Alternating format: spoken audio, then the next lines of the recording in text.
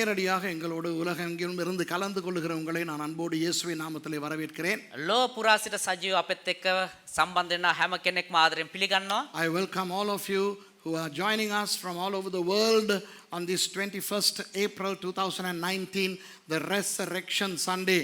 இயேசு உயிர் தெழுந்த ஞாயிறை கொண்டாடும் இந்த 21ஆம் தேதி ஏப்ரல் மாதம் 2019 உங்களை அன்போடு வரவேற்கிறேன். යේසුස් ක්‍රිස්තුස් වහන්සේ නැවත නැගිට්ටව ඒ දිනේ සමරන 2019 අප්‍රේල් 21 වෙනි මේ දිනේ ඔබ ආදරෙන් පිළිගන්නවා. சரி, நாங்கள் இன்றைக்கு கர்த்தராகிய இயேசு உயிர் தெழுந்த நாள், අද දවස යේසුස් ක්‍රිස්තුස් වහන්සේ මලවුන්ගෙන් නැගිට්ටව දවස. ஆண்டவராகிய இயேசு எங்களுக்காக மரித்தார். දෙවියන් වහන්සේ වන්නා යේසුස් ක්‍රිස්තුස් වහන්සේ අපි වෙනුවෙන් මැරුණා. அவர் எங்களுக்காக உயிரோடு எழும்பினார். උන්වහන්සේ අපි වෙනුවෙන් මලවුන්ගෙන් නැගිට්ටා. அவர் உயிரோடு எழும்பி இருக்காவிட்டால் උන්වහන්සේ මලවුන් නැගිට නැත්නම් கிறிஸ்தவத்துக்கு அர்த்தமே கிடையாது. මේ කිතුණුවන්ට කිසිම අර්ථයක් නැති වෙනවා. Jesus died for us and he rose again for us, and if Jesus did not rise again, there is no Christianity. Okay? இப்போ நான் அடிக்கடி இந்த நாளில் சொல்லுவதுண்டு, දැන් මේ දේවදාසයා මේ දවස්වල කියාගෙන ඉන්න දෙයක් තමයි ஹாப்பி ஈஸ்டர் என்று சொல்லக்கூடாது. හැපි ඊස්ටර් කියලා කියන්න එපා. ஈஸ்டர் என்பது ஒரு பாபிலோனிய தேவதையின் பெயர். ඒ ඊස්ටර් කියන්නේ බාබිලෝන් දේවතාවෙක්ගේ නමක්. உயிர் தெழுந்த ஞாயிறு வாழ்த்துக்கள் என்று சொல்லலாம். ஹாப்பி ரெசரக்ஷன் டே என்று சொல்லலாம். නැවත නැගිටීමේ සුබ දිනයක් කියලා ප්‍රාර්ථනා කරන්න පුළුවන්. 1 யோவான் 2ஆம் அதிகாரத்தின் 2வது வசனத்தை தான் நாம் பார்த்து கொண்டு வருகிறோம். එක යොහන් දෙවෙනි පරිච්ඡේදයේ දෙවෙනි පදය තමයි බලාගෙන ඉන්නේ. We are meditating upon 1 John chapter 2 verse 2. 2 weeks ago I started to explain how Jesus died as the burnt offering. 2 ஞாயிறுகளுக்கு முன்பு நான் உங்களுக்கு சொல்லிக் கொடுத்தேன் எப்படி இயேசு சர்வாங்க தகன பலியாய் மரித்தார் என்று. සති දෙකකට කලින් සති දෙකක් තිස්සේ මම කියලා දුන්නා යේසුස් ක්‍රිස්තුස් වහන්සේ කොහොමද සාන්තිකර පූජාවක් ඉදිරියට මිය ගියේ කියලා. ஆனால் இன்றைக்கு நான் உங்களுக்கு சொல்லிக் கொடுக்க போகிறேன். එනමුත් අද දවසේ මම ඔබට කියලා දෙන්න යන්නේ குற்ற நிவாரண பலியாக இயேசு எப்படி மரித்தார் என்று. அபராத பூஜா. අපරාධ පූජාව ලෙස යේසුස් ක්‍රිස්තුස් වහන්සේ කොහොමද මිය ගියේ කියලා. I'm going to explain how Jesus died as the trespass offering. Okay, இப்போ 2 சொல்லுகிறது நம்முடைய பாவங்களை நிவர்த்தி செய்கிற கிருபாதார பலி அவரே என்று. දැන් දෙවෙනි පදේ කියනවා උන්වහන්සේ අපේ පව් දෙසා සාන්තිකර පූජාවය අපේ පව් දෙසා පමණක් නොව මුළු ලෝකයත් උදෙසායි කියලා. And he is the propitiation for our sins, and not for ours only, but also for the sins of the whole world. கிருபாதார பலி என்றால் சாந்திகர සාන්තිකර පූජාව කියන එක எல்லா பலிகளையும் உள்ளடக்கிய பலி என்று சொல்லிக் கொடுத்தேன். සියලුම පූජාවන් අන්තර්ගත වන්නා වූ පූජාව කියලා කියලා දුන්නා. Propitiation, elasmos, encompasses all the offerings. I told that. அந்த வகையில் 2 ஞாயிறுகளுக்கு முன்பு ඒ වගේම සති දෙකකට කලින් சர்வாங்க தகன பலியை சொல்லிக் கொடுத்தேன். தவன பூஜா. දවන පූජාව ගැන කියලා දුන්නා. 2 Sundays ago I taught the burnt offering. இன்றைக்கு நான் குற்ற நிவாரண பலியை தெரிவு செய்ய விரும்புகிறேன். අද දවසේ අපරාධ පූජාව විස්තර කරන්න කැමති So වෙනවා. today I am going to emphasize on the guilt offering or the trespass offering. 2 expressions in the English Bibles. Okay? Trespass offering and guilt offering. இது இருக்கிறது லேவியராகமம் 5ஆம் அதிகாரத்திலே මේක තියෙන්නේ ලේවි පොතේ 5 වෙනි පරිච්ඡේදයේ 15வது வசனத்திலே இருந்து இருக்கிறது. 15 වෙනි පදේ ඉඳලා තියෙනවා. இந்த வசனங்களை நான் வாசிக்க எனக்கு நேரம் கிடையாது. මේ පදයන් කියවන්න අපේ වෙලාව මදි. I don't have time to read all the verses, but this offering is mentioned in Leviticus chapter 5 verse 15 onwards. அதிலே 15வது வசனத்திலிருந்து பார்த்தால் என்ன சொல்லுகிறது என்றால், ඒකේ 15 වෙනි පදේ ඉඳලා බලවනේ මොනවද කියන්නේ කියනවා නම් குற்றம் செய்தால் වැරද්දක් කරා නම් அபராதயாக்கிறோம். So when somebody commits a trespass, you know, this is not the sin offering of which I will talk next Sunday. பாவ நிவாரண பலி அல்ல. பாவ நிவாரண பலியை நான் உங்களுக்கு அடுத்த ஞாயிற்றுக்கிழமை சொல்லிக் கொடுப்பேன். පාප පූජාව. පාප පූජාව නෙමෙයි මේ අද දවසේ කරන්නේ. ඒක ලබන සතිය කියලා දෙන්නවා. இது குற்ற நிவாரண பலி. මේක අපරාධ පූජාව. குற்றம். අපරාධයක්. குற்றம் என்றால் என்ன? අපරාධයක් කියන්නේ මොකද්ද? அதாவது அன்பானவர்களே, குற்றம் என்பது நாம் ஆண்டவருக்கு விரோதமாய் செய்வது மாத்திரமல்ல, ඒ කියන්නේ ප්‍රේමවන්තයනේ අපි දෙවියන් වහන්සේට විරුද්ධව පමණක් කරන දෙයක් විතරක් නෙවෙයි மற்றவர்களுக்கு எதிராக செய்வதும் குற்றங்கள் உண்டு. අනිත් අයට කරන දෙයක් අපරාධයක් විදියට ගන්නවා. There are trespasses that we commit not only against God but also against others. இந்த குற்றம் செய்வது என்பது மனுஷர்களுக்குள்ளே பயங்கரமாய் இருக்கிறது. මේ අපරාධ සිදු කිරීම කියන එක මනුෂ්‍ය ඇතුලේ භයානක විදියට තියෙනවා. The trespassing is they are all over. சரி, இந்த குற்றம் என்றால் என்ன? குற்றம் என்றால் என்ன? அதை நான் உங்களுக்கு சொல்லிக் கொடுக்க விரும்புகிறேன். එමනම් අපරාධයක් කියන්නේ මොකද්ද? குற்றம் என்பது අපරාධයක් කියන්නේ எனக்கு உரிமை இல்லாத விஷயத்தில் நான் தலையை போட்டு මට අයිතියක් නැති දෙයක් පිළිබඳව මම ඔළුව දාලා என் நன்மைக்காக මගේ යහපත උදෙසා இன்னொருவரை அல்லது ஆண்டவரை பாதிக்க வைப்பது.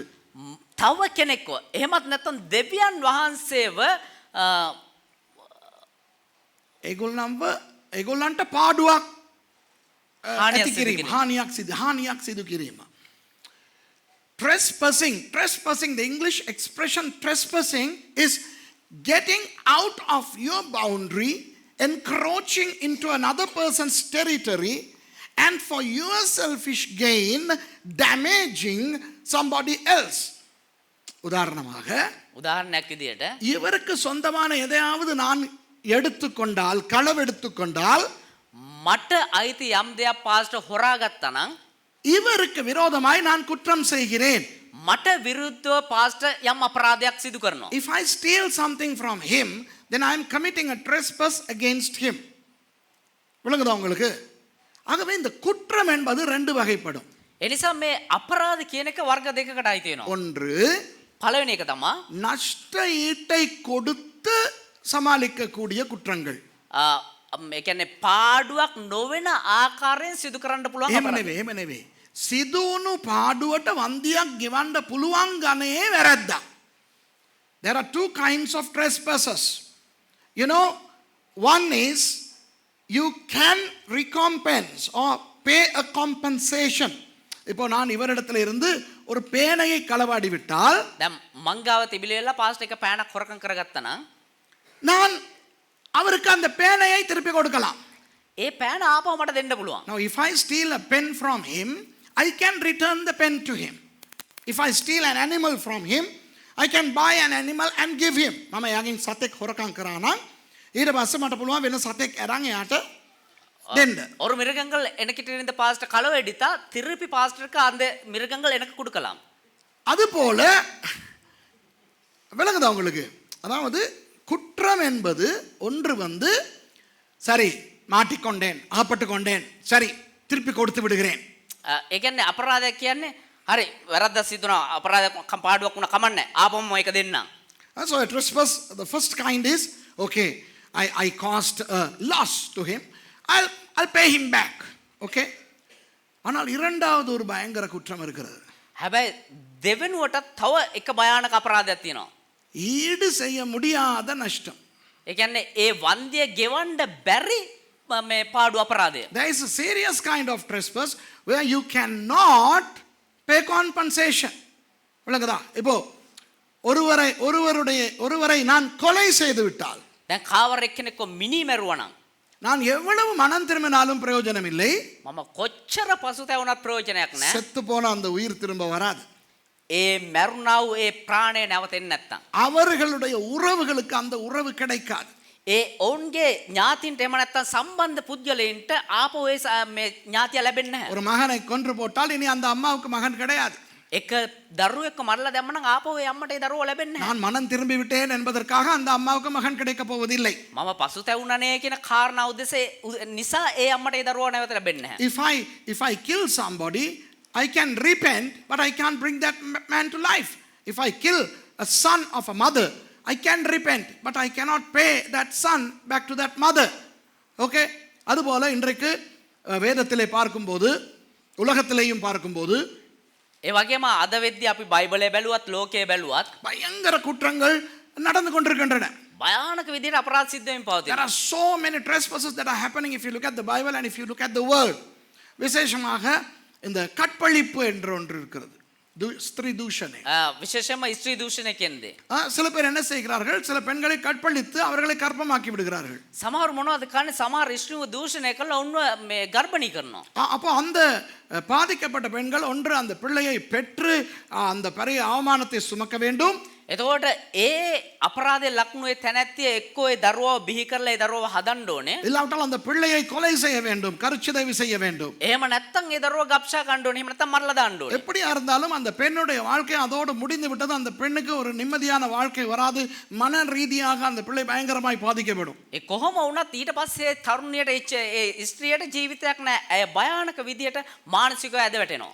ஆனால் அதை செய்த அந்த ஆண் நன்றாக மனம் திரும்பி ஆண்டவருக்குள்ளே நன்றாக இருக்கலாம். හැබැයි ඒක සිද්ධ කරා ඔය පුරුෂයා ඇවිල්ලා ඊට පස්සේ පසුතැවිලා දෙවියන් වහන්සේලා හොඳට ඉඳී. ஆனால் அந்த ஏற்படுத்தின நஷ்டத்துக்கு ஈடு செய்ய முடியாது. හැබැයි ඒ සිදු වුණා ඔය පාඩුවට යම් දෙයක් කරන්න බෑ. So when some men, they have sexual illicit relationships with women, they impregnate women and then cause women to either have that child and live in a very damaged situation or go through an abortion. And even when the man repents, the problem caused to the woman cannot be reversed or recompensed. அதுபோல சில வார்த்தைகளை உதிர்ப்பது. ඒ වගේම සමහර වචන තියෙනවා.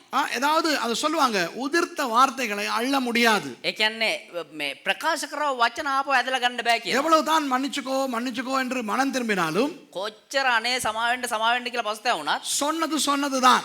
කියපු දේ කිව්වා තමයි. So some of the words that we spill on people, they cannot be collected back, they cannot be reversed. So there are these trespasses that we commit. Even if we repent, we cannot reverse anything. அப்போ நாங்கள் சில குற்றங்களை செய்கிறோம். අපි සමහර අපරාධ කරනවා. அந்த குற்றங்களுக்காக நாங்கள் மனம் திரும்பினாலும் ඒ අපරාධ නිසා නැවත පසුතැවුණත් அந்த குற்றங்களுக்கான நஷ்டஈட்டை நாங்கள் செலுத்த முடியாது. ඒ අපරාධය උදෙසා ඒ අපරාධය නිසා සිදුනා ඒ පාඩුව නැවත පිරිමහන්න බෑ. அந்த மாதிரியான குற்றங்களுக்கு ඒ වගේ අපරාධ වලට செலுத்தப்படும் பலி தான் பாவ நிவாரண பலி. සිදු කරන්නා වූ පූජාව තමයි අපරාධ මේ පාප පූජාව. அதாவது நஷ்ட ஈட்டை கொடுக்க முடியாமல் பண்ணுகிற தவறுகளுக்கு, பாவங்களுக்கு ඒ කියන්නේ අපරාධය නිසා සිදුනා පාඩුව පිරිමහන්න බැරි කම නිසා කරන්නා වූ ඒ පූජාව அவற்றுக்காக ஆண்டவர் பாவ நிவாரண பலி என்று ஒன்று வைத்திருக்கிறார். ඔවුන් උදෙසා දෙවියන් වහන්සේ පාප පූජාව කියලා පූජාවක් තබලා දෙනවා. அதை அடுத்த வாரம் சொல்லிக் கொடுப்பேன். ඒක ලබන සතියේ කියලා දෙන්න. So those second kind of trespasses where you cannot recompense or you cannot compensate, those atrocities are dealt with the sin offering, of which I will explain next Sunday. But today let's talk about the sins that we commit where you can pay back. இன்று என்ன பார்க்க போகிறோம்? අද මොකද්ද බලන්න යන්නේ? தவறு செய்யும் போது, குற்றம் செய்யும் பொழுது අපි අපරාධ කරනකොට திருப்பி கொடுக்க கூடிய அந்த தவறுகளை செய்தால் ඒ අපරාධය නිසා සිදුන ඒ පාඩුව පිරිමහන්න පුළුවන් දෙයක් කරා නම් அதற்கான பலியாகிய குற்ற நிவாரண பலியை நான் உங்களுக்கு சொல்லிக் கொடுக்க போகிறேன். ඒ උදෙසා සිදු කරන අපරාධ පූජාව ගැන අද ඔබට කියලා දෙන්න. புரியுதா உங்களுக்கு? තේරුණාද ඔබට? இப்போ லேவியராகமம் 5ஆம் அதிகாரத்தில் நீங்கள் பார்த்தால் දැන් ලේවි පොතේ අපි 5 වෙනි පරිච්ඡේදය බැලුවා නම් 15வது வசனம் சொல்லுகிறது, 15 වෙනි පදයේ කියනවා ஒருவன் கர்த்தருக்குரிய பரிசுத்தமானவைகளில் குற்றம் செய்து. යමෙක් ස්වාමීන් වහන්සේගේ ශුද්ධ වූ දේවල් ගැන වරදක් කොට. Let's read Leviticus chapter 5 and verse 15. Yeah. If a soul commit a trespass and sin through ignorance in the holy things of the Lord. அறியாமையினால் பாவத்துக்கு உட்பட்டால், නොදැනුවත්ව පව් කළොත් அவன் தன் குற்றத்து நிமித்தம் பரிசுத்த ஸ்தலத்துக்கு ஸ்தலத்து சேக்கல் கணக்கின்படியே நீ அவன் மேல் சுமத்தும் அபராதம் எவ்வளவோ அவ்வளவு வெள்ளி சேக்கல் பெறும் பழுதற்ற ஒரு ஆட்டுக்கடாவை குற்ற நிவாரண பலியாக கர்த்தருடைய சந்நிதியில் கொண்டு வர வேண்டும். ඔහු තමාගේ අපරාධය උදෙසා සෙකෙල් හැටියට නුඹ නියම කරන රිදී ෂෙකෙල් ගන්ට රැලෙන් කැලල් නැති බැටළුවෙකු ස්වාමීන් වහන්සේ වෙතට ගෙනවුත්.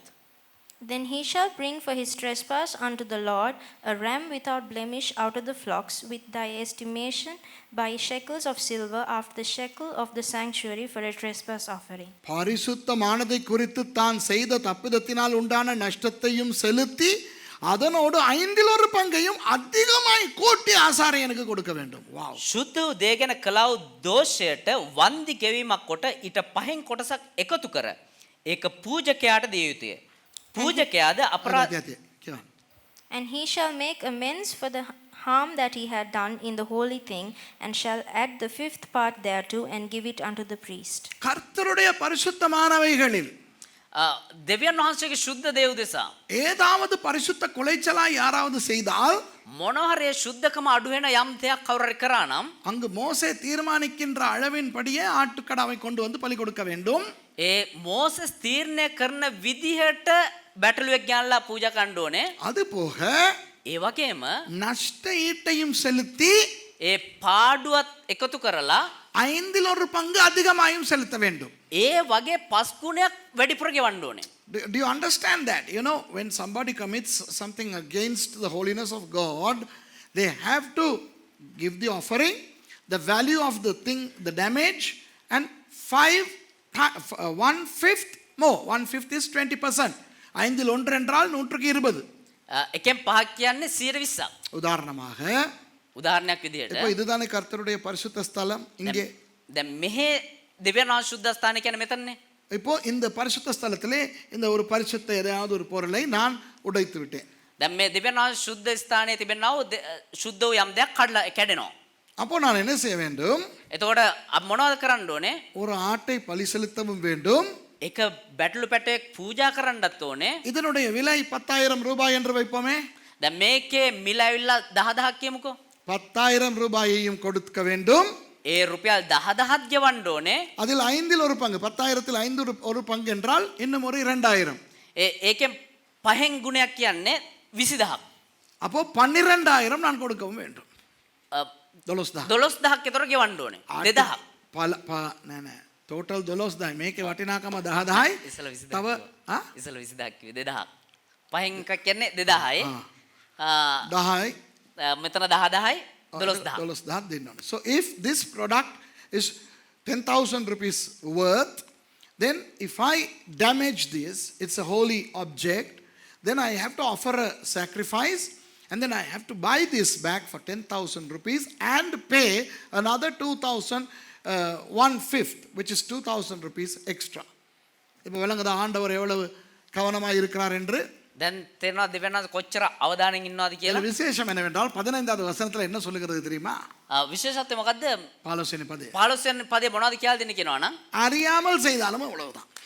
දන්නේ නැතුව කරත් එච්චර තමයි. So it says in verse 15, even if you commit without knowing, that's what you have to do. இன்னொன்று பாருங்கள், நீங்கள் 17வது வசனத்தை பாருங்கள். 17 වෙනි පදේ බලන්න.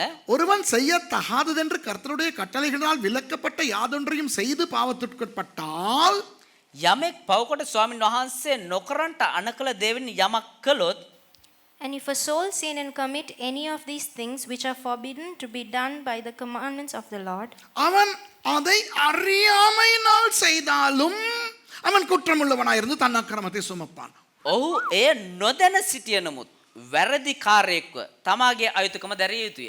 though he wist it not, yet he is guilty and shall bear his iniquity. இந்த தெரியாம செஞ்சிட்டேன், අර දන්නේ නැතුව කරා இது ஆண்டவர்கிட்ட செல்லுபடியாகாது. මේක දෙවියන් වහන්සේට හරියන්නේ නැහැ. I didn't know that I shouldn't do. விளங்குதா? තේරෙනවද? தெரியாம பண்ணிட்டேன். දන්නේ නැතුව කරේ. தெரியாம பண்ணிட்டாலும் அவனே நீ குற்றவாளி அவ்வளகாய் சொல்லுது. දන්නේ නැතුව කරත් පුතේ ඔබ වැරදිකාරයෙක්. உண்மைதானே? ඇත්තනේ. இப்போ பொட்டு வேகமாக வாகனத்தை செலுத்திக் கொண்டு போகிறீர்கள். දැන් ඉතා අධික වේගයෙන් වාහනයක් කෙලවගෙන යනවා. ஒரு ஒரு ஒரு வளைவிலே அடுத்த பக்கத்துல ஒரு வாகனத்தை முந்தி கொண்டு போகிறீர்கள். දැන් මේ වංගුවකදී අනිත් පැත්තෙන් එන මේ පැත්තෙන් යන වාහන ඉස්සර කණ්ඩ හදනවා. அந்த பக்கம் இருந்து ஒரு பெரிய பஸ் வருகிறது என்று தெரியாவிட்டாலும் மோதுவீர்கள் தானே? ඒතර එහා පැත්තෙන් තව ලොකු බස් එකක් එනවා කියලා දන්නේ නැති වුණත් හැප්පෙනවනේ. தெரியாம தானே நான் வந்தேன், அது எப்படி பஸ் முட்டும்? ඒක මම දන්නේ නැතුව නේ එහෙම කොහොමද බස් එක හැප්පෙන්නේ? If you drive mad and if you are hit, if you are on a head-on collision with another vehicle, even if you did not know that another vehicle is coming your way, you will die. விஷத்தை குடித்து பாருங்க, தெரியாமல் விஷத்தை குடிச்சா? දන්නේ නැතුව වහ බිව්වනම් அது தெரியாம தானே குடிக்கிறோம், சாக மாட்டோம். சீச்சி, දන්නේ නැතුව විශේෂ මැරෙන්නේ தெரிஞ்சு குடிச்சா தான் சாகு. නැහැ. දැනගෙන විවන තමයි මැරෙන්නේ. அப்படியா? එහෙමද? தெரியாம குடிச்சாலும் சாவு தான். දන්නේ නැතුව බිව්වත් මරණය තමයි. Even if we take poison without knowing it is poison, we will die. அப்போ அதுகளுக்கு மட்டும் தெரியாம ஆனா ஆண்டவருடைய விஷயத்துக்கு மாத்திரம் தெரியாம பண்ணி விட்டேன் அதான். එතකොට ඒවට විතරක් දන්නේ නැතුව කරා. හැබැයි දෙවියන් වහන්සේගේ දේවල් වලට දන්නේ නැතුවනේ කරේ. நான் அவரோட பொருள் எடுத்தேன் தெரியாம எடுத்துட்டேன். මම එයාගේ දෙයක් ගත්තා දන්නේ නැතුව ගත්තේ. ஆமா அவனுக்கு தெரியாம எடுத்த நீ. ඔව් එයාට දන්නේ නැතුව තමයි ගත්තේ. விளங்குதா? தெரிஞ்சனா தானே கள்ளத்தனமா எடுத்த நீ. දන්න නිසානේ හොරෙන් ගත්තේ. நான் தெரியாம போயிட்டு அவளோட படுத்துட்டேன். මම දන්නේ නැතුව ගිහලා එයාත් එක්ක නිදාගත්තේ. அவ பிரெக்னன்ட் ஆகுவான்னு நான் நினைக்கவே இல்லை. අයියෝ එයා ප්‍රෙග්නන්ට් වෙලා ගියා මං හිතුවේම නැහැ. நீ நினைக்கவே வேண்டாம், அப்படிதான் நடக்குது உலகத்துல. ඔයා හිතන්න මේවා එහෙම තමයි ලෝකෙ වෙන්නේ. எந்த காலத்துலயும் எவன் எவளோட படுத்தாலும் அவ பிரெக்னன்ட் ஆகுவா. කොයි කාලේ කවුරු කාගෙත් එක්ක නිදාගත්තත් ඇය ගර්භණී වෙනවා. வணங்குதா உங்களுக்கு? தெரியாம நான் படுத்துட்டேன் எவனாவது சொல்ல முடியுமா? මම දන්නේ නැතුව නිදාගත්තේ කාටද කියන්න You පුළුවන්ද? cannot say I didn't know, I stole without knowing. You know, I got into sexual sin without knowing. I killed somebody without knowing. தெரியாம கொன்னுட்டேன். දන්නේ නැතුව මැරුවා. சில பேர் சொல்லுவார்கள் இந்த சிகரெட் ஐயோ இது என்னை விடுதே இல்லை. සමහරු කියන මේ සිගරට් එක ගැන අයියෝ මට අතාරින්නම බෑ. නෑ එයා சிகரெட் එක මාව අතාරින්නේ නැහැ. සිගරට් එක මාව අතාරින්න. வணங்குதா? சொல்றேன் கேட்டிருக்கீங்களா? අහලා තියෙනවද එහෙම? ஐயோ இது இந்த சாராயம் என்னை விடுதே இல்லை. අයියෝ මේ අරක් කෑල්ල මාව අතාරින්නේ නැහැ අපේ අරක්කු. நீ தான் சிகரெட்டை விடுற இல்லை, நீ தான் சாராயத்தை விடுற இல்லை. ඔබ තමා සිගරට් එක අතාරින්නේ නැත්තම් උඹ තමා මේ අරක්කු අතාරින්නේ නැතුව ඉන්නේ. அது கடையில இருந்து மேல வந்து பறந்து வந்து வாயில நீக்குதா. ඒක කඩේ ඉඳලා මෙහෙම ඇවිල්ලා පියාඹලා එහෙම රැඳිනවලු කටේ. வணங்குதா? சாராயம் வந்து அது தானா ஊத்துப்பட்டு புஷ்க்குன்னு வந்து குடிக்கப்படுதா? இல்லையே, நம்ம தான் பணம் கொடுத்து வாங்கி அதை செஞ்சு போட்டு தெரியாம செஞ்சுட்டேன். අරක් කෑල්ල එහෙම කඩේ ඉඳලා මේ පියාඹලා මේ වැක්කිල්ල විතර විස්කාලා එහෙම පේනවද නැහැ. අපි තමා ඒකට වියදම් කරලා අරන් ඇවිල්ලා බොන්නේ. வணங்குதா? So you know those many people when they commit their sins they know. Although they say they don't know, they know. So that's why God says even if you don't know, I don't care, you are still guilty. தெரியாமல் நீங்கள் செய்தாலும் குற்றங்களுக்கு நீங்கள் அதற்கு பொறுப்பாளிகள். දන්නේ නැතුව ඔබ කරත් යම් වරදකට ඒකට ඔබ වගකිය යුතු පුද්ගලයා වෙනවා. சரி, இப்போ 7ஆம் அதிகாரத்துக்கு, லேவியராகமம் 7வது அதிகாரத்துக்கு போவோம். දැන් අපි 7 වෙනි පරිච්ඡේදයට යමු. Leviticus chapter 7. Let's read a little bit about the trespass offering and compare it with the sacrifice of Jesus. குற்ற நிவாரண பலியை இயேசுவினுடைய பலியோடு கொஞ்சம் நாங்கள் சேர்த்து பார்ப்போம். ලෙවි කතාව 7 වෙනි පරිච්ඡේදයේ අපි අපරාධ පූජාව යේසුස් ක්‍රිස්තුස් වහන්සේ මරණයත් එක්ක සම්බන්ධ කරලා බලමු. முதலாவது வசனம். පළවෙනි පදය. குற்ற நிவாரண பலியின் பிரமாணம் என்னவென்றால் அது மகா பரிசுத்தமானது. අපරාධ පූජාව පිළිබඳ ව්‍යවස්ථාව මේය. එය අතිශුද්ධය. Likewise, this is the law of the trespass offering. It is most holy. அன்பானவர்களே, ප්‍රේමවන්තයිනේ. இந்த பலிகளில் குற்ற நிவாரண பலி மகா பரிசுத்தமான பலி என்று வேதமே சொல்லுகிறது. මේ පූජාවලින් අපරාධ පූජාවිලා අතිශුද්ධයි කියලා බයිබලයේම කතා කරනවා. ஏன் தெரியுமா? ඇයි දන්නවද? இந்த மற்றவர்களுக்கு ஈடு செய்ய முடியாத தவறை ஒருவன் செய்தாலும் අනිත් කෙනාට පාඩුව පුරවන්න බැරි අපරාධයක් තව කෙනෙක් කරා නම් அதை கூட இந்த பலி மூடுகிறது. ඒක පවා මේ අපරාධය තුලින් වහලා දමනවා. You know, this trespass offering is covering the wrongs that we commit against others even when we are not able to pay them back. பயங்கரம் இல்லையா? அப்போ அது பரிசுத்தமான பலி, அதுக்கு கொண்டு வரப்படுகின்ற மிருகம் ரொம்ப தூய்மையான ஒரு மிருகமாக இருக்க வேண்டும். ඒ කියන්නේ මේ අපරාධ පූජාවට ගෙන්නා ඔය සත්‍ය ඊට මේ පිරිසිදු තිබිය යුතුයි. ஆண்டவராகிய இயேசு நமக்காக குற்ற நிவாரண பலியாய் மரித்தார். දෙවියන් වහන්සේ වන්නා වූ යේසුස් ක්‍රිස්තුස් වහන්සේ අපේ උදෙසා ඒ අපරාධ පූජාවේදී මැරුණා. அப்ப குற்ற நிவாரண பலியை செலுத்துபவர் என்ன செய்ய வேண்டும்? ඒතර අපරාධ පූජාව කරන කෙනා මොනවද කරන්න ඕනේ? அவர் அந்த பலியையும் செலுத்தி එයා ඒ පූජාවත් සිද්ධ කරලා அதற்கான நஷ்ட ஈட்டையும் செலுத்த வேண்டும். ඒ උදෙසා ගෙවිය යුතු ඒ මේ මිලයක් ගෙවන්න ඕනේ. So the trespass offering is sacrificed and the person has to pay back the loss. ஆண்டவராகிய இயேசு என்ன செய்கிறார்? දෙවියන් වහන්සේ වන්නා වූ යේසුස් ක්‍රිස්තුස් වහන්සේ මොනවද කරේ? அவர் குற்ற நிவாரண பலியாய் நமக்காய் மரித்து උන්වහන්සේ අපරාධ පූජාව ලෙස අපි උදෙසා මැරිලා நம்மால் ஏற்படுத்தப்பட்ட நஷ்டங்களையும் அவர் ஈடு செய்கிறார்.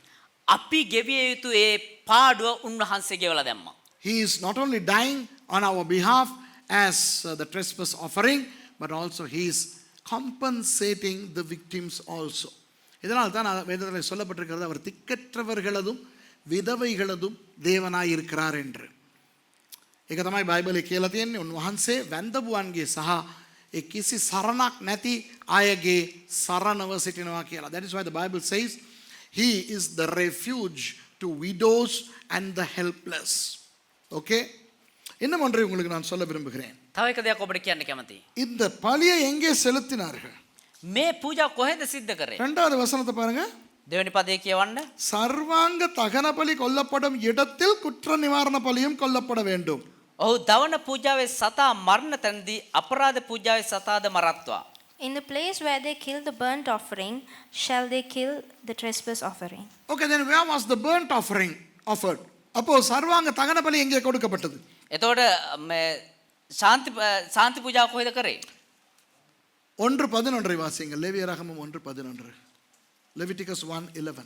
ලෙවි පරිච්ඡේද 1:11 වෙනි පදේ කියවන්න. கர்த்தருடைய சந்நிதியில் பலபீடத்தின் வடபுறத்தில் அதை கொல்ல கடவன்.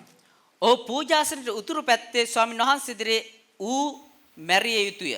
And he shall kill it on the side of the altar northward before the Lord. உங்களுக்கு தெரியுமா ඔබ දන්නවද?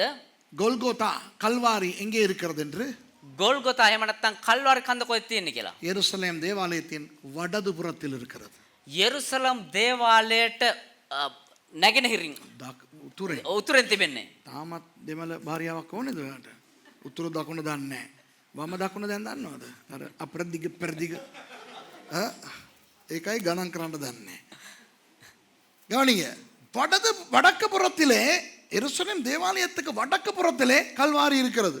යෙරුසලම් දේවාලයට උතුරු පැත්තේ තමා ගොල්ගොතා තිබෙන්නේ. அங்கே தான் இயேசு பலியானார். එහෙ තමා යේසුස් වහන්සේ මැරුණේ. பாருங்கள் எப்படி வேதம் பழைய ஏற்பாடு எப்படி புது ஏற்பாட்டில் நிறைவேறுகிறது என்று. බලන්න කොහමද ඒ පරණ ගිවිසුම සම අලුත් ගිවිසුම අතර සම්බන්ධතාවය දෙවියන් වහන්සේ කොහමද ගොඩනගන්නේ කියලා. You know, Jesus died on Calvary, which is located towards the north from the temple.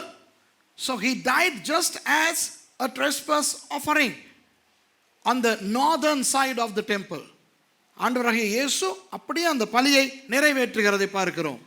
දෙවියන් වහන්සේ වන්නා යේසුස් ක්‍රිස්තුස් වහන්සේ කොහොමද ඒ පූජාව සම්පූර්ණ කරේ? இப்போ ஆறாவது வசனத்தை பாருங்கள். දැන් 6 වෙනි පදේ බලන්න. Let's look at verse 6.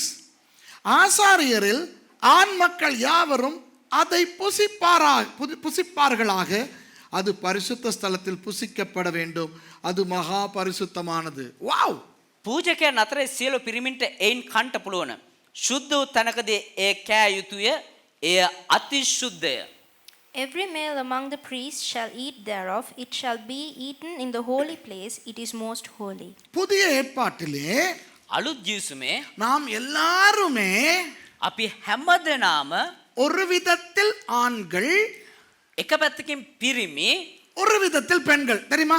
ඒ වගේම එක පැත්තෙන් කාන්තාවන්. You know, in the New Testament, all of us are on the one hand males and on the other hand females. இப்போ புதிய ஏற்பாட்டுக்குள்ளே வந்தால் දැන් අලුත් ජීවිසුම තුලට ආවනම් யூதன் என்றும் இல்லை, கிரேக்கன் என்றும் இல்லை, යුදෙව් කියලාත් නැහැ, ග්‍රීක කියලාත් නැහැ, ஆண் என்றும் இல்லை, பெண் என்றும் இல்லை. පුරුෂයෝ කියලාත් නැහැ, ස්ත්‍රීන් කියලාත් නැහැ. There is no Greek or Jew, there is no male or female in the kingdom of God. In a spiritual sense, ஆவிக்குரிய ரீதியாக, ඒ කියන්නේ ආත්මිකව, சரீர பிரகாரமாக ஆண் உண்டு, பெண் உண்டு. ශරීර ප්‍රකාරව ගැහණු පිරිමි කියලා තියෙනවා. ஆவிக்குரிய ரீதியில் ආත්මිකව ஏன் ஆண் என்றும் இல்லை, பெண் என்றும் இல்லை என்று இருக்கிறது தெரியுமா?